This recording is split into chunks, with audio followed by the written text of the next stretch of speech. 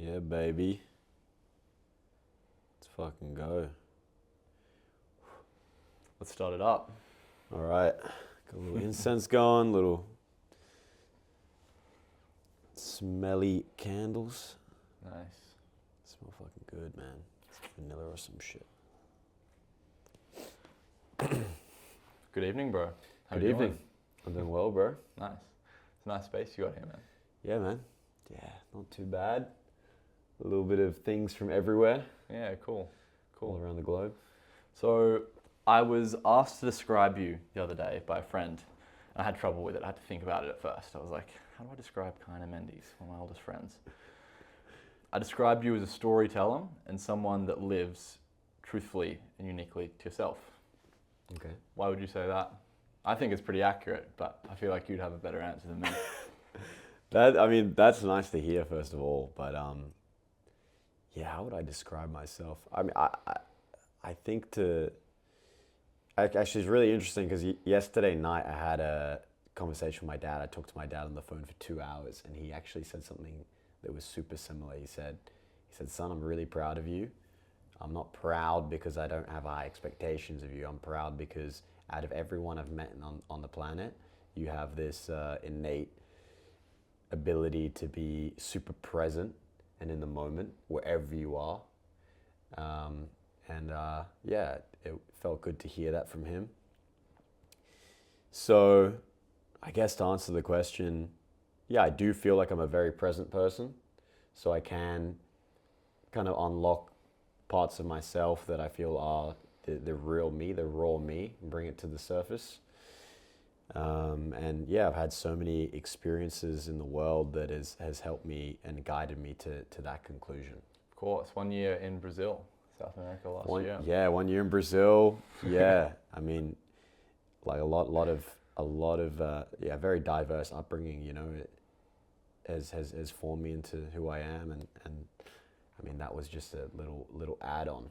Cool. That trip, going back to my culture and to my father's, the place where my father was birthed and where his family is and where he holds so much pride and cultural prowess. My father's very proud of being Brazilian, and he's I've seen it. handed that on to me, So, and that all comes down to, it's also pride as well. Like, you got to be proud of who you are, and you got to genuinely feel that you have something to offer the world and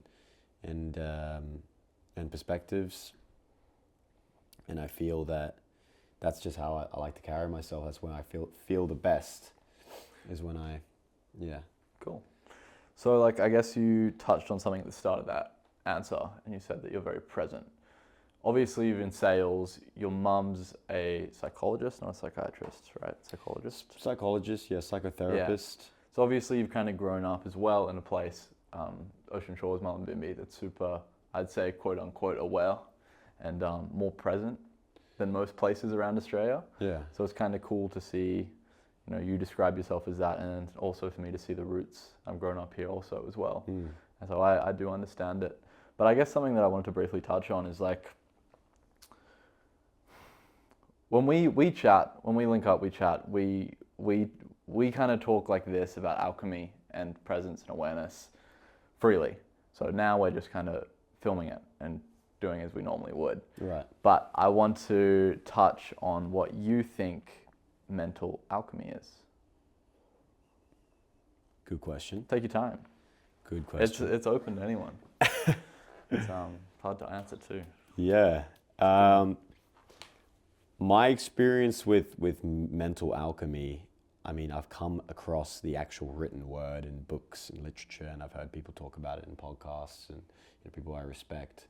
But when it comes to my actual own experience with it, it's, to sum it up, basically, it's being able to feel the full spectrum of emotions and to actually take on board any feeling that is bubbling up that could be triggered from anything. It could be triggered by a girl that you're in love with. It could be triggered by your mom or your father. It could be triggered by feeling betrayal from a friend. And it's able to bring those feelings into your consciousness, right? Not let your subconscious take over them and basically, take over your brain, the back part of your brain, and make you do actions in this unconscious, very kind of, animal kind of instinctual fight or flight way, and actually bring it to the forefront, like the frontal cortex, and be able to just like digest those feelings and then redirect that energy, right? Because it is all energy flow. So if you can flow that, the feeling is just coming at you and into you, and if you can grab that feeling and then transmute it into the energy it is, and be able to actually rework it and rewire it, and try and formulate some kind of perspective on whatever the feeling that you're feeling, to actually have some kind of positive outcome for yourself. This is an interesting topic, because it's quite hard to talk about and make a clear point, especially when it's considered quite spiritual. But to kind of give a better perspective on it, alchemy is a form of science that was before chemistry. That's where chemistry comes from, alchemy, chemistry. And initially it was the process of turning a base metal into gold. That was what everyone wanted to do. Right. Philosopher's Stone, or some of these ancient alchemists, was always the goal. Water into wine is another one. Yeah. But an analogy further kind of on life, what it kind of represents is turning a negative to a positive, and taking a situation that you might deem unpleasant, like, breaking up with a girl, or death of a loved one, or even someone just swearing at you at a coffee shop, being able to take what you want from that and turning it into a positive. I think there is an art to that, and there's a skill to that, and some of our friends are better at it than others. We're definitely quite aware of that. But the good news is it's a skill you can develop, and I'm not perfect either. I still have my days that I'm not very good at it. But I guess like something that started to increase my awareness of it was reading into David Hawkins' spectrum of emotional frequencies. Well, you would have seen this before. It's like you have peace, love, and gratitude on the top, and it goes down to like shame, etc., etc. Some of these more negative emotions. Lower frequency emotions, yeah. And once I kind of saw this chart, I could pinpoint exactly what emotions were what. And I kind of realized, oh fuck, I actually have a bit more control over this than I thought I would. So I could wake up in the morning now and instantly put myself into a state of gratitude by just thinking about what I'm grateful about, whether it be sunlight, water, a candle, something super simple. But with a better understanding of these emotional frequencies, I could put myself into a better state to help my morning, whether that looked like creating or editing. Helped me. To interject, it's also, if you can start your day with a high frequency emotion like gratitude, it becomes an upward spiral, right?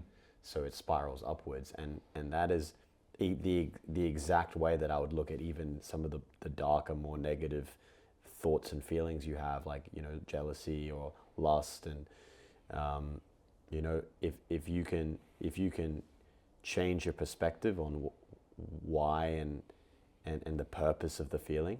I think it really comes down to actually acknowledging what is the purpose of the feeling. And again, this is a very complicated thing to talk about, because you can't measure it. It's a metaphysical thing. And we're talking broadly as well. And we're talking broadly, but I think what feelings, the relevance feelings have for your body, for your mind, is that they're trying to signal something to you. And trying to actually be really intuitive, and I think presence comes with intuition, right? Or vice versa. I think they feed each other. When you're intuitive, you're present. When you're present, you're intuitive. And if you are super intuitive with your feelings, and you learn how to actually kind of sit in and allow feelings to take over, so you can kind of target where the feeling's coming from. When you actually discover why you're feeling that way, then that's when you can actually just make positive steps in your life to come to some kind of better outcome for yourself. Do you have maybe a story or an example of one time when we've been together, or whatever that might look like, where we've had to, or you've had to transmute some form of energy into something negative to positive? Maybe we're in a fucked situation on a boat in Brazil or some shit, and someone's seasick and we're trying to recollect ourselves. Right. And, trying to raise the energy of people. Yeah. I mean, off the top of my head, it's hard to. I've got one if you don't. It's good. Yeah. I mean, I'd love for you to shoot a story out there, and I'm sure things will come rushing. For sure. So obviously you remember this. We were on a boat in Salvador going to Morro de Sao Paulo. I hope I said that right. And it was like a 2-hour boat ride. Can't see the island. Choppy waves up and down. Yeah. I'd get seasick. I was seasick the other day with Albert, out at Julian Rocks. I know I get seasick, but we went onto this boat with that kind of back end negative feeling, thinking, fuck, this is going to be pretty tough. This is going to be pretty rough. I think we're hungover. It's not going to be great. However, mental alchemy kind of stepped on that boat, put our stuff down, immediately went to the front of the boat. Right. Patricky, come here. Kaina, come here. Stood at the front and then stared at the horizon and then just told good stories after good stories. Just not keeping ourselves distracted, but keeping ourselves present. Yeah. So that we were able to kind of stay grounded on that boat, which was at sea. Yeah. And I remember thinking about this energy in my stomach when we were on the boat, and it was kind of uncomfortable because I was feeling sick. I remember I kept trying to turn it into some form of excitement. So, I'm excited to get to this island. There's good things ahead of us. There wasn't really on that island. But I think that little mental reframe is the definition of alchemy, because it's mixing and morphing different elements of reality to your favor. And I think that's the way I view it, and that's a story that we've experienced together. But this is something that we both do in our day-to-day life, whether it be at the gym. Before we go to the gym, we tell ourselves certain things to put ourselves in a high energetical state to have a good workout. Yeah, there's definitely a way to be able to tell stories to yourself and kind of trick your brain into feeling better than it should.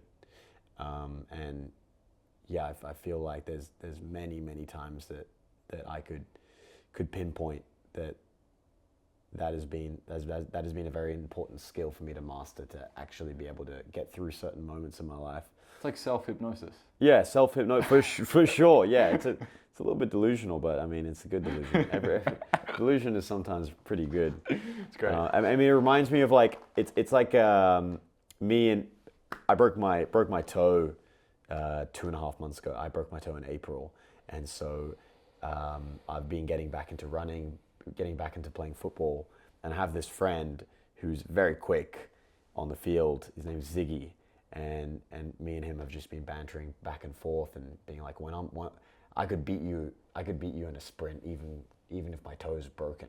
I was telling him that, and he was going, "Oh, I'll beat you in a sprint even if I." And it kind of made me think of like the times where man or woman or anyone really get competitive with each other. And neither one of them actually know the skill or competence level at that certain thing. It's just their word. Hey, let's play table tennis. I bet I'm going to beat you. It's like the confidence that you go into it with, even though you have no clue. Like before every chess match, even one where like someone wins in a landslide, where there wasn't even a chance for the other one to win, they're probably both saying to each other, oh yeah, you're going to get destroyed, right? So that, like, I mean, that is delusion.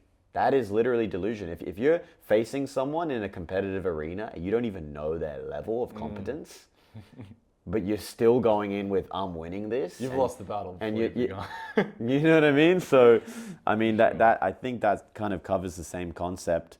But with like mental alchemy, just to go back on that, I think a really good example that I can personally think of, and one of the ones that kind of first made me wake up to looking at my feelings as signals of what I need to know about a situation or what I want from life, is when I feel feelings of jealousy. And I'm not a kind of jealous guy. I mean, all my exes would vouch for this. They all got pissed off at me because I was kind of more carefree. I didn't have a fucking eye over them. I kind of let them do what they want to do, you know what I mean? I was kind of like, and I loved all of them, so it wasn't this kind of like, I don't care about you so you can do whatever you want.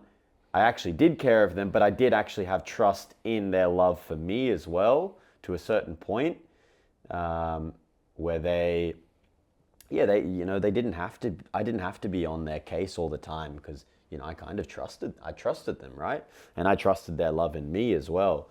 But when I have had feelings of jealousy, because I don't care how strong you are, how strong-willed you are, or how top of the hierarchy you feel, you're going to have feelings of jealousy. You're going to have feelings that are just going to come into your thoughts. They're just going to hit you. You have no control over it. So I think looking at emotions in that way as well, which like, well, I'm going to have these feelings. What can I learn from them? And I won't give a specific example because I think it's a little bit difficult and it gets kind of a little bit personal. But when it comes to, let's say, jealousy with a girl, whenever I have been jealous of a girl, the reason why no one really sees that jealousy comes forward and actually comes out of the feeling and into some kind of action is because I redirect it before that happens, right? And the best example I could make is that, you're with a girl, you're at a bar or some kind of social event, and some guy kind of steps in. And this guy, you kind of clock him straight away. You're like, okay, this is a bit of a competitor. Maybe he looks slightly like you. Maybe maybe he's got a similar archetype to you. He doesn't have to look like you, but he's got a similar archetype in the way he is, Maybe he's just like very similar to you. He's someone that you could imagine your girlfriend being attracted to.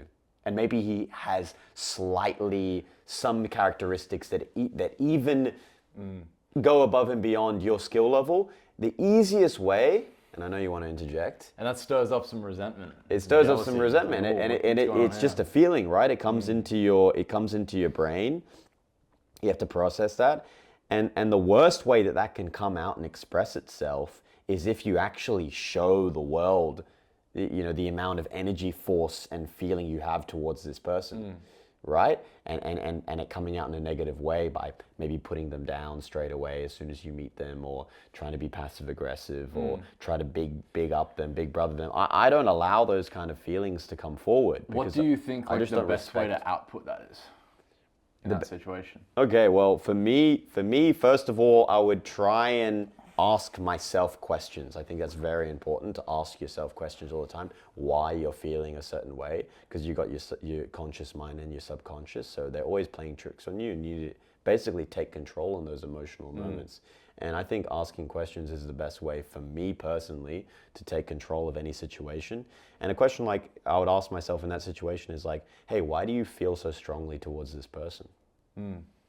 And a lot of the time, when you have this feeling of jealousy that comes out of nowhere, it's because there's some kind of level of admiration or some kind of level of respect or some kind of similarity, something you see in them that you see in yourself. At maybe even the worst parts, maybe even the worst parts. But a lot of the time, they really aren't being a threat to you. And maybe they are just exerting certain characteristics that you would like to embody and you never have. Or that you lack, perhaps, yeah. Or that you lack, exactly. And I think that when you look at it that way, you're teaching your mind to actually learn off these experiences and learn of what you actually think you need for yourself. And instead of approaching that person with this resentful, negative energy, you can actually approach that person with curiosity and be like, wow, I could actually learn off this guy. With that new awareness. Yeah. And I think when you've got a girl by your side and she loves you and she's there and she respects you and she's there to make you look good to the world, like she's your girl, and there's a guy who becomes a threat to you, I mean, it's a big fucking test for you to see how strong you are in that moment. And there's this kind of idea. It's a good thing. There's this idea that a woman wakes up every day as your woman with a clean slate, with a new day. Yesterday is gone. Today is the new day. You have to prove yourself every day to your woman, basically. And I think if you go through life, viewing people who might be threatening to the relationship you have with your woman as just people to learn from, I mean, you're subconsciously telling your woman and that you feel everyone around you inferior to other people. Yeah, exactly. And if you do the opposite and approach it with this kind of like openness and approach it in this, hey man, I actually noticed this about you, I like your style, or I like the way that you interact, or maybe you even compliment them, not in a sucking up way, not in a I'm down here, you're up here, but just in a man-to-man way. you're also showing your girl that, you're an expansive thinker and you're using your environment and the resources around you. That's helping her, that's helping you. And overall, I think that relationships grow stronger. And I think as a man, it is your imperative to take control of your emotions. It's not about not feeling emotions, it's to take control of them, right? I think that feeling is really good. I think that feeling gives you those intuitive thoughts, especially about people. Sometimes when you're jealous, it is an intuition that this person is bad news. Sometimes it is, but you got to work that out. You got to work out why you feel that way. Is it really because you think they're a bad person, or do you think they're threatening you? So you're trying to kind of, your brain is trying to make up all of these ideas of why this person is so bad, so you can denounce them and that you can get on top of them and you can show the world how bad they are. Like, the chances that that's every single person you feel jealous to is very low. So I think you got to be careful. But again, like, intuition is intuition. Read into it. Actually ask yourself the questions, and then you'll find the answers. Yeah, I became aware of that like a few years ago, in the sense that, like, anytime I would meet someone and they would stir up some kind of feeling in me that is quote unquote negative, jealousy, discomfort, maybe I just felt uncomfortable being around them.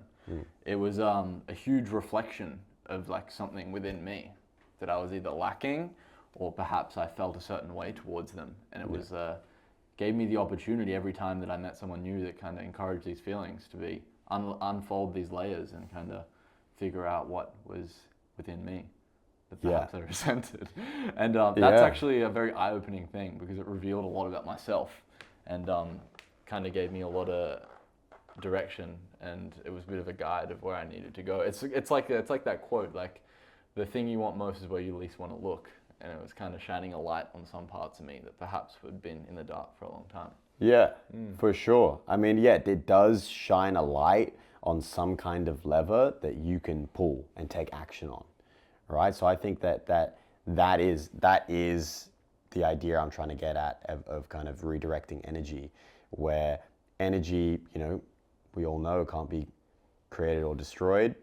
But if you can move it somewhere that's actually practical to your life, some kind of actionable thing that you can do, that is going to be the most beneficial. If you're threatened by a guy around your girlfriend, or you're just threatened by him in general because he's bigger and stronger than you, well, maybe that's a lever you need to pull in your life, because maybe you've been neglecting your health. I mean, but you got to be careful as well, because do you really need to be as big and strong as this guy? Probably not. And maybe you need to sort that shit out as well.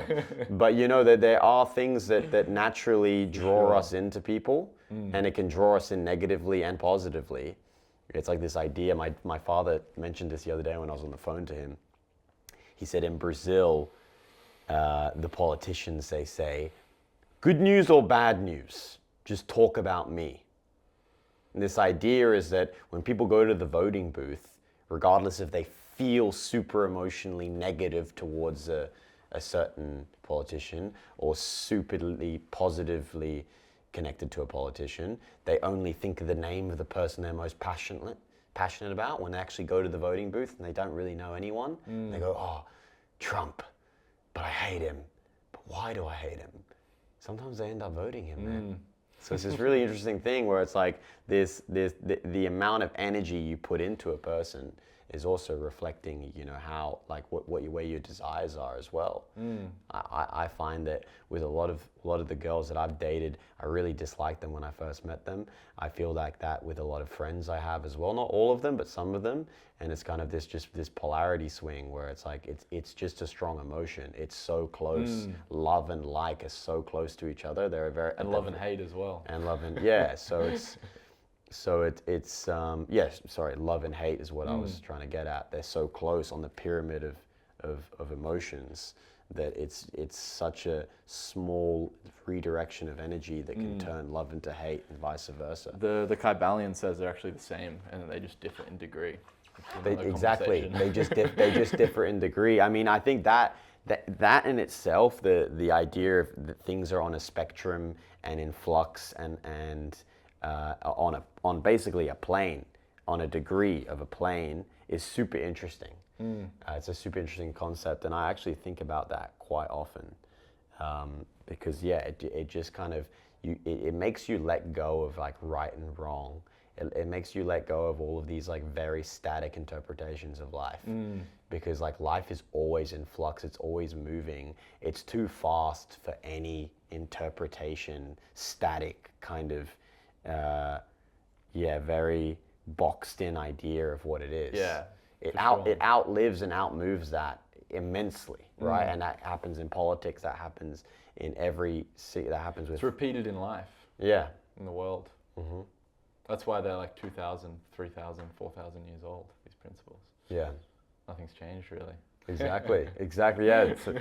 So man, I mean, I think that's definitely something to I juggle as well, mentally juggle just all these ideas, and they do really help you because they simplify things a lot, and but they also show you how much you don't know as well. So it's this really interesting kind of balance with ideas, with overstimulating your brain with new ideas, with new ways to kind of handle situations in life, and also accept that you're like always learning, and that you're never really gonna figure it out. No one ever did. Yeah, exactly. And I think that frees you in the moment as well, It does. to some degree. It does. I want to touch on one more topic, I think. I think of you as one of my friends who lives quite authentically, and you don't really bend for anyone, which I think is a great thing, because I think it's getting rarer and rarer. You're quite unapologetically yourself, for good or for worse. I guess I want to touch on what the benefits of that are. I guess you've experienced it, right? That's a really interesting question, actually. That's a great question. What are the benefits of unapologetically being yourself? Living your truth. Yeah, for sure. Do? For sure. What does it do? What does it do? That's a great question. Let me sit on that. Take your time.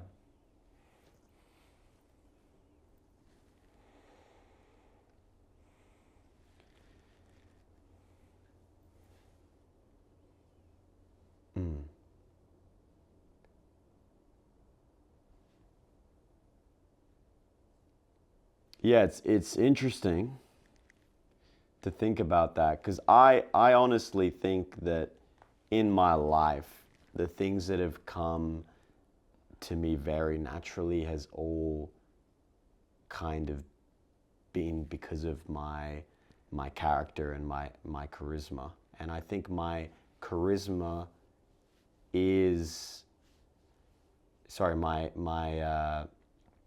unapologeticness feeds my charisma, because it feeds my authenticity, and a lot of the time that actually attracts a lot of the right people into my life.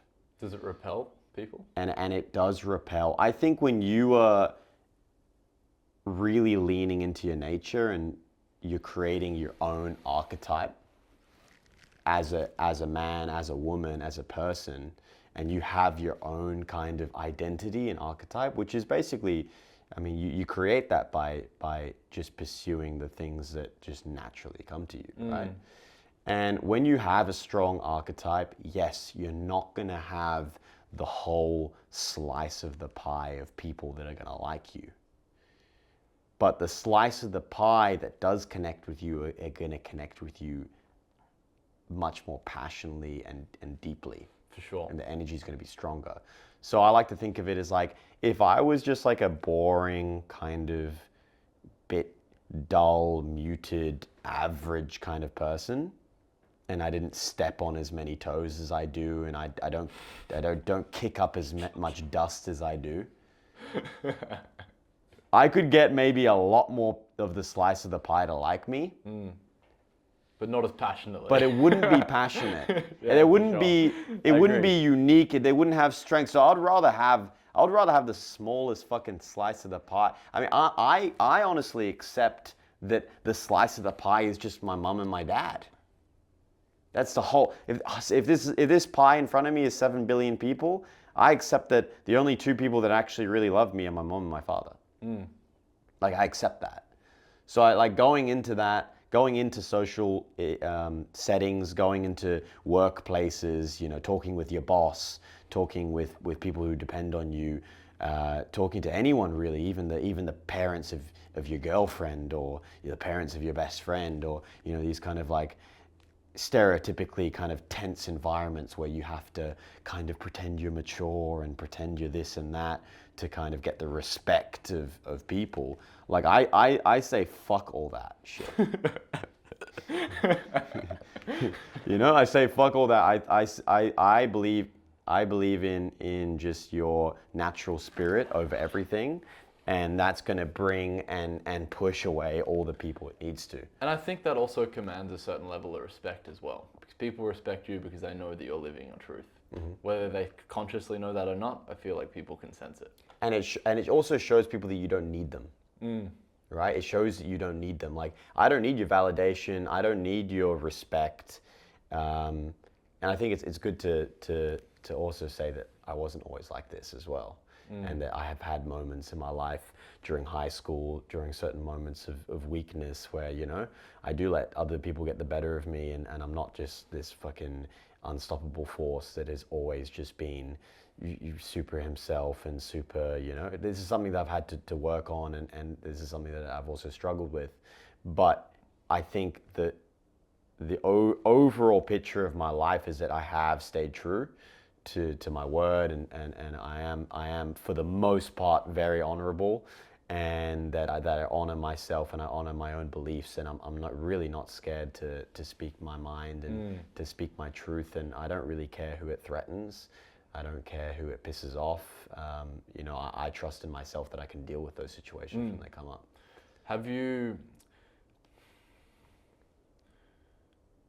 What do you think about ego? Do you think that you can use that to your advantage? Do you think that you're an egotistical person? 100%. 100%. 100%. I think, look, ego, if you didn't have an ego, you'd be fucking dead. It's true. Let's just say that. You need an ego. Obviously ego sits on a spectrum. So, there's some people with very intense egos, and there's people with very dull egos. Everyone has one. It doesn't matter where you sit on that line. You have one. If you didn't, your body would deteriorate and die. We're genetically hardwired to survive, and our genes want us to push life and create life. So we are naturally selfish, and that expresses itself in nearly every aspect of your life. I mean, what do you want for yourself? Who do you want around you? There is a part of it that is driven by ego and always will be. Your best friend. Who's your best friend? What do they offer you? What do you offer them? There's always some kind of exchange in every single scenario.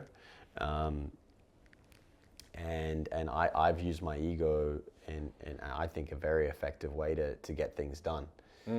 So I think that letting your ego overtake your life is bad, but you definitely need to use it in some moments to propel yourself, to propel and achieve certain things. For sure. Yeah.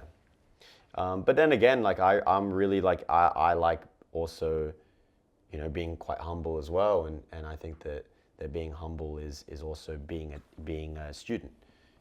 Being a student is being humble. Staying in a kind of I like to stay in a very playful state as an adult as well.